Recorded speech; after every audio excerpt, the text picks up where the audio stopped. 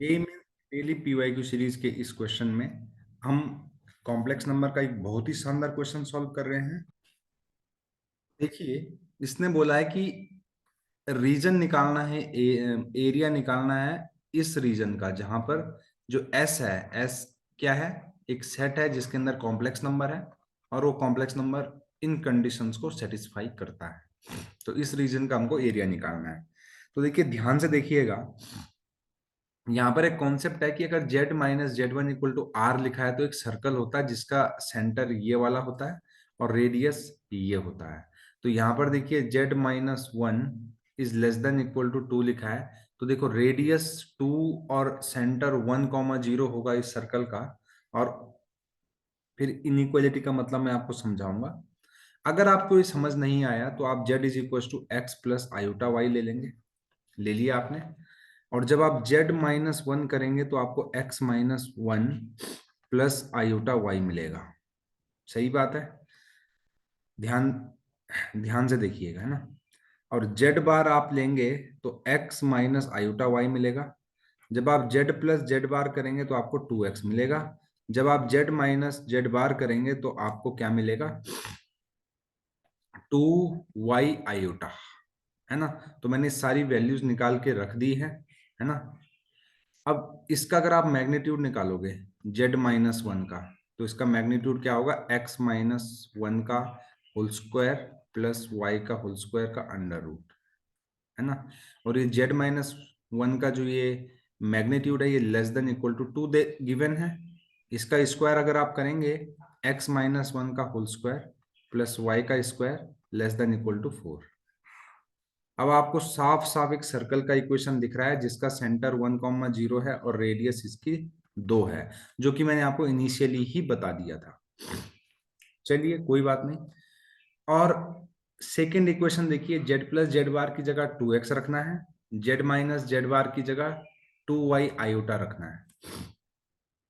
तो क्या हो जाएगा, ये two x plus iota two y iota is less than two. ध्यान दीजिएगा, टू को हम कॉमन लेके कट कर देंगे, आयोटा स्क्वायर बचेगा यहाँ पे। आपको पता है कि आयोटा स्क्वायर जो होता है वो माइनस वन के बराबर होता है ना। तो इसको लिखिए x minus iota less than equal to one. एक इक्वेशन ये बन गई। इमेजनरी पार्ट ऑफ जेड, इसको देखेंगे, imaginary part of z greater than equal to zero. तो इमेजनरी पार्ट क्या था, यहाँ पे वाई था ना, तो y greater than equal to zero. सही है। अगर आप इसका फोटो बनाएंगे, है ना, देखिए ध्यान से देखिएगा, कुछ ऐसा बनेगा। रेडियस टू है, सेंटर वन कॉमा जीरो है, तो लीजिए वन कॉमा जीरो सेंटर ले लिया हमने, एक सर्कल बना लिया इस तरीके से। तो आपको पता है रेडियस दो है तो ये तीन कॉमा जीरो होगा, ये माइनस वन कॉमा जीरो होगा। ये लाइन आप देख रहे हैं, ये लाइन जो है, इस लाइन को ड्रॉ करेंगे, अगर देखो y इक्वल टू जीरो रखेंगे x इक्वल टू वन आएगा, तो डेफिनेटली ये वन कॉमा जीरो से पास करेगी। और इसका स्लोप कितना है, स्लोप इसका वन है, तो स्लोप वन है तो इस तरीके से ये पास हो जाएगी। ठीक है, परफेक्टली मैंने सही नहीं बनाया है, रफ डायग्राम बनाया है ना। तो अब ध्यान दीजिएगा, y is greater than zero का मतलब है कि हमें x एक्सिस के ऊपर वाला रीजन देखना है, ये, है ना। साथ ही साथ सर्कल के ऊपर का एरिया और सर्कल के अंदर का, देखो ये इनइक्वालिटी यहां पर आपको दिख रही होगी ना। तो अगर less than equal to zero होता है तो सर्कल के ऊपर और सर्कल के अंदर के सारे पॉइंट्स आ जाते हैं, ये सारे। अब देखिए, इस इस वाली इनइक्वालिटी को कौन से पॉइंट सेटिस्फाई करेंगे, है ना। तो देखिए, अगर आप यहाँ पर देखो, ये जो लाइन आपको दिख रही है ब्लू वाली, और यहाँ पर एक जीरो कॉमा जीरो है, यहाँ पर आप जीरो कॉमा जीरो रख के देखिए, zero minus zero less than one, यानी कि जीरो लेस देन वन, ये तो सही बात है। तो जीरो, जीरो जो है इस इनइक्वालिटी को सॉल्व कर रहा है। इसका मतलब जीरो जिस साइड लाई करता है इस लाइन के, उसी साइड इस लाइन के सॉल्यूशन होंगे। तो इस लाइन का सॉल्यूशन ऊपर को होगा, सही बात है।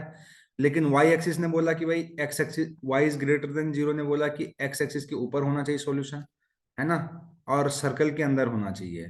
तो फाइनली जो हमको एरिया निकालना है वो इस रीजन का निकालना है। आई होप आपको आपने कोऑर्डिनेट पढ़ा होगा और आपको समझ में आ रहा होगा कि हम यहाँ पर क्या कर रहे हैं। क्योंकि इस लाइन का स्लोप है कितना, पाई/4, तो ये एंगल भी कितना है, पाई/4 है। सही है। तो आपको पता है कि क्योंकि ये डायमीटर यानी सेंटर से जो लाइन जाती है वो डायमीटर होती है, और डायमीटर सर्कल को दो इक्वल पार्ट्स में, हाफ्स में डिवाइड करती है। तो हमें एरिया निकालना है इस रीजन का। तो मैं क्या करूंगा कि इस पूरे रीजन का एरिया निकाल लेता हूं, या फिर छोड़िए, ये पूरा 180 डिग्री होना था, इतना 45 कम है, तो ये कितना हो गया, 3 पाई/4। तो हमें पता है कि इसका एरिया कैसे निकाला जाता है, इस सेक्टर का एरिया कैसे निकाला जाता है, πr² θ/360, या 2 पाई, 360 ले लो चलो। थीटा यहाँ पर डिग्री में रखना पड़ेगा आपको, या फिर दूसरा जो फॉर्मूला होता है 1/2 r²θ। ठीक है। तो चलिए कोई बात नहीं, 3 पाई/4 को हम 135 लिख लेते हैं, 135/360।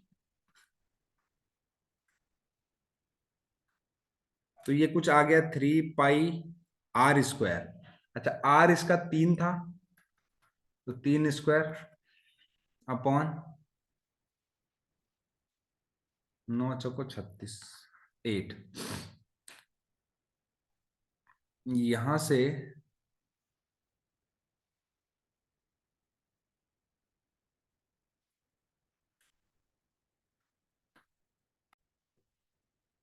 एक मिस्टेक है, यहाँ पर 2 होना चाहिए ना, रेडियस तो 2 है, तो ये कैंसिल हो जाएगा, 2 हो जाएगा, और यहां से हमें जो आंसर मिलेगा दैट इज इक्वल टू 3 पाई/2, है ना। तो 3 पाई/2 ही इस क्वेश्चन का आंसर है, यानी कि जो ये रीजन है उसका एरिया जो है वो 3 पाई/2 ही है। अगर आपको ये अप्रोच, ये सॉल्यूशन अच्छा लगे, चैनल को लाइक, शेयर और सब्सक्राइब करना बिल्कुल ना भूलें। Thank you very much.